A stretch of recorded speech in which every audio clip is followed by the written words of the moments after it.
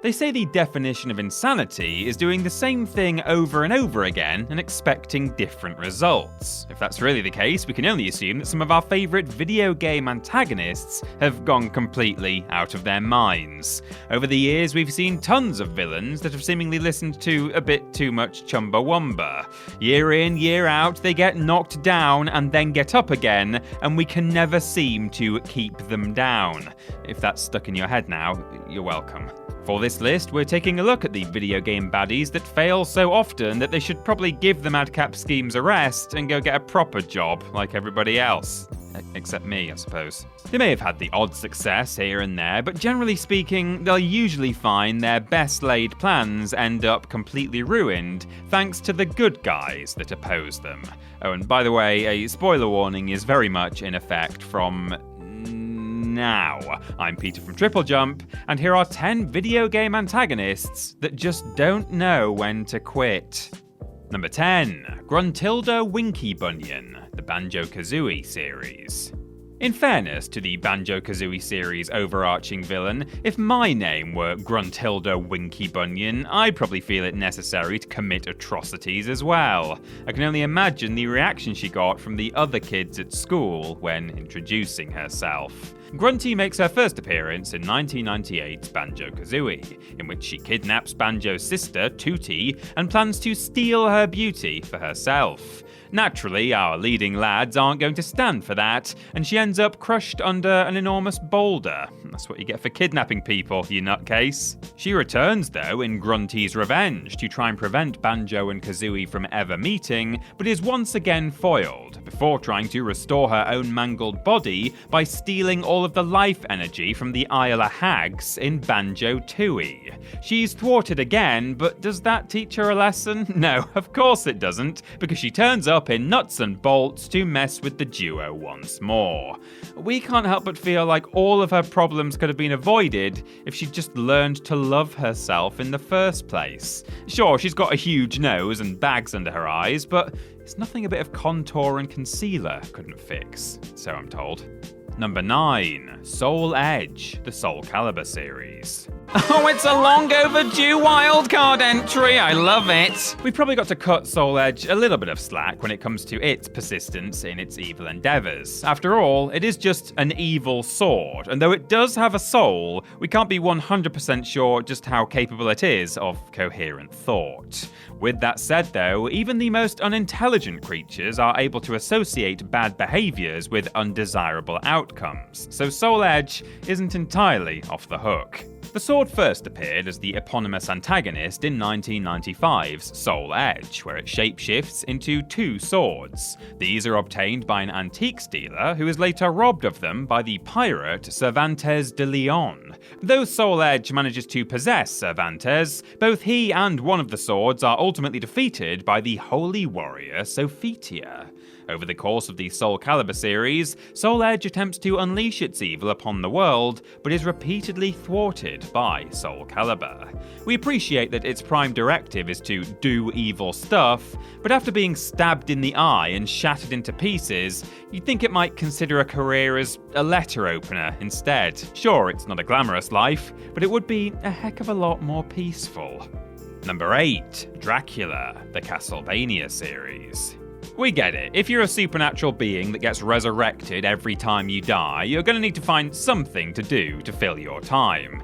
Personally, I'd learn a new language or take up knitting or something, but I suppose swearing vengeance against humanity is also a fair shout, assuming you're any good at it. But spoiler alert, the Castlevania series Dracula really isn't. The Count was born Matthias Kronkvist in around 1062 AD, and for a while served in a company of knights alongside Leon Belmont. Things took a bit of a turn when his wife died though, and Matthias became mad at God for taking her away so young.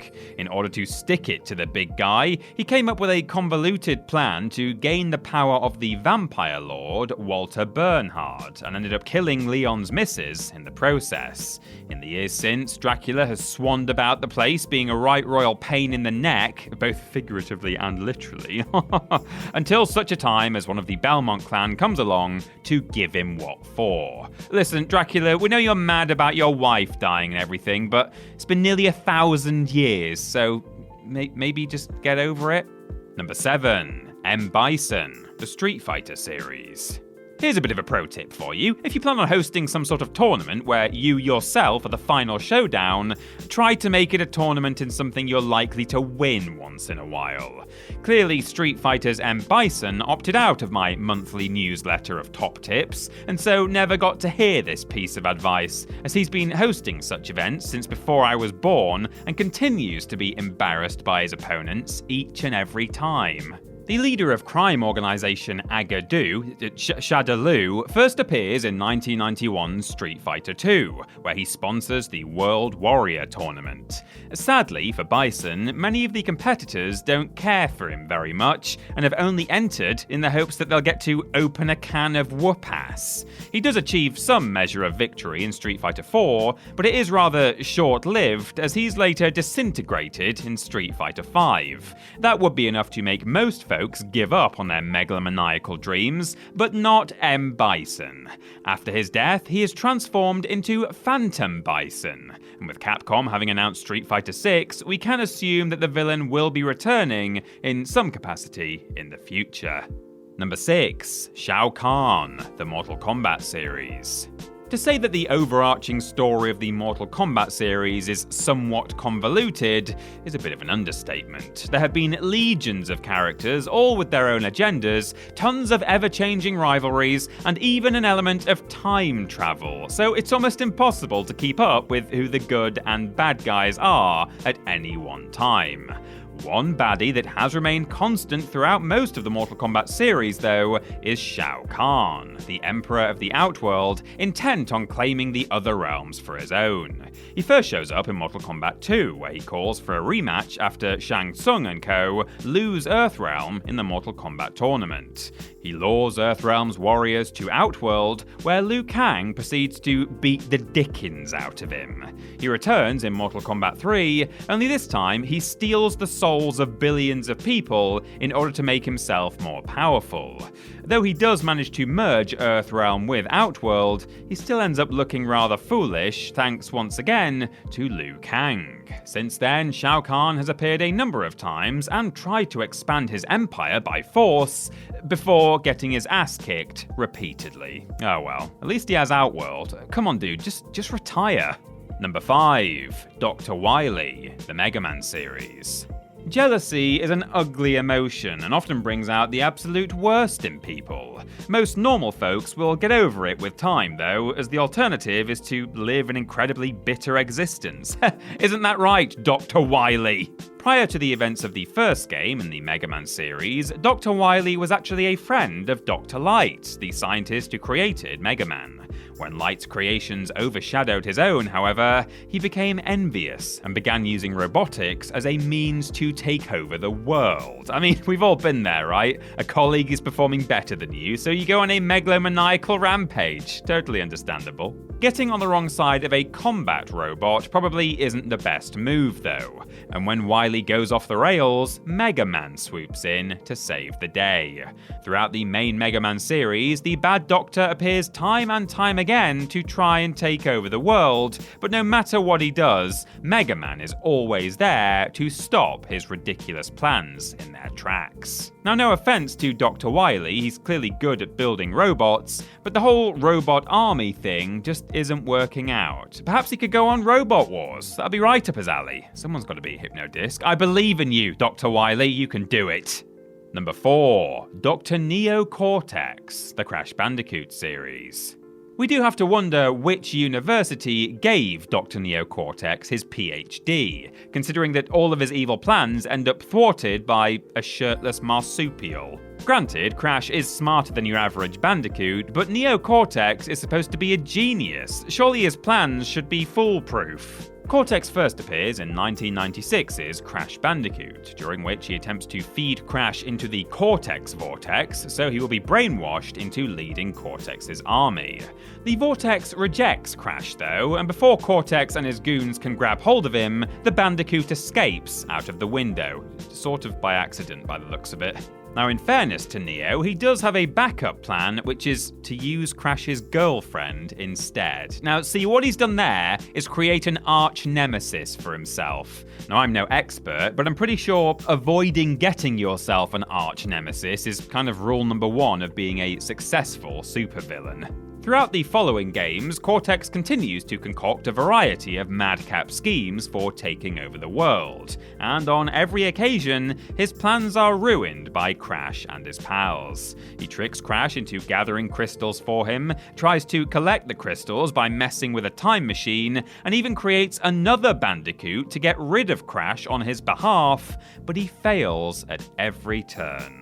Sometimes you've just got to accept that you're a bit of a crappy supervillain, and use those limitless resources you seem to be able to keep hold of between games to, in Cortex's words, retire to a nice big beach with a nice big drink and a woman with nice big bags of ice for my head. Like I say, his words. Number 3. Dr. Evo Eggman Robotnik, the Sonic the Hedgehog series. Here we have yet another alleged genius that's so dumb they can't even outsmart an animal. We aren't sure how much cleverer hedgehogs are than bandicoots, but our guess would be probably not much. For the past 3 decades, Dr. Robotnik has been doing his very best to conquer the world. Sadly, his best isn't as good as Sonic the Hedgehog's, who repeatedly vanquishes Robotnik through the clever use of running really fast. In Sonic's first outing, the evil Doc traps all of the animals of South Island, save for Sonic, and attempts to steal the 6 Chaos Emeralds in order to harness their power. If he'd been a bit more diligent and caught Sonic as well, then he might have succeeded. But instead, the plucky blue hedgehog frees his furry friends and snags the Chaos Emeralds for himself. Since then, Robotnik has shown up on a near yearly basis to try and get his hands on the Chaos Emeralds, and on every occasion, he's ended up with egg on his face, pun very much intended. Let's face it, if you're not clever enough to nick a bunch of gemstones without small mammals interfering, then world domination probably isn't going to be the career for you. Number 2. Ganon, Ganondorf, and Calamity Ganon, the Legend of Zelda series. Regardless of whether he's calling himself Ganon, Ganondorf, or Calamity Ganon, there's no denying that Link's number one adversary really needs to hang up his gloves. Sure, according to Nintendo, a timeline exists where Ganondorf defeats Link at the end of the Ocarina of Time, but by and large, his various plans to steal the Triforce end with him looking rather stupid. Ganon makes his first attempt at acquiring all parts of the Triforce in 1986's The Legend of Zelda. Admittedly, he does manage to get his hands on the Triforce of Power, but is beaten to the Triforce of Wisdom by Link, who is, at the time, a literal child. Most people will be pretty embarrassed by this, but not Ganon, as he continues with pretty much the same plan year in, year out. We get it, the urge to rule over a kingdom is something you just have to act upon, but maybe Ganon should consider pulling together a manifesto of his own policies and just running for office instead. Clearly taking Hyrule by force isn't working out, so do what politicians do. Make some campaign materials, get the people to vote you in, and then go about your dastardly ways. It's really not that hard, they're all doing it, just turn on the news. And number 1, Bowser, the Super Mario series. Let's face it, there really wasn't any other video game villain that could have topped this list. After all, the King of the Koopas has been kidnapping Princess Peach repeatedly since 1985, and has seemingly never stopped to think that maybe he's not cut out for it. Bowser made his first appearance in Super Mario Bros., during which he uses his powers to turn the inhabitants of the Mushroom Kingdom into inanimate objects and kidnaps Princess Peach, since she's the only one with the power to reverse the spell. When Mario gets wind of this, he's none too pleased, and it isn't long before Bowser gets his arse handed to him. Since then, Bowser has appeared throughout the Super Mario series, as well as in a number of spin-offs, each time with a new plan to take over the Mushroom Kingdom and marry Peach against her will. No matter what he tries though, Mario is always on hand to save the day. Really, Bowser, it's been the best part of 40 years at this point. Have you thought about maybe trying a different hobby? I've heard that calligraphy is a very nice way to pass the time that doesn't involve the invasion of other countries or hostage-taking of its royalty. You could even learn to write "Up yours, Mario" in very fancy lettering and just post that directly to him. Probably counts as harassment, so you could still call yourself a baddie. Aw, everyone's a winner. Except Mario.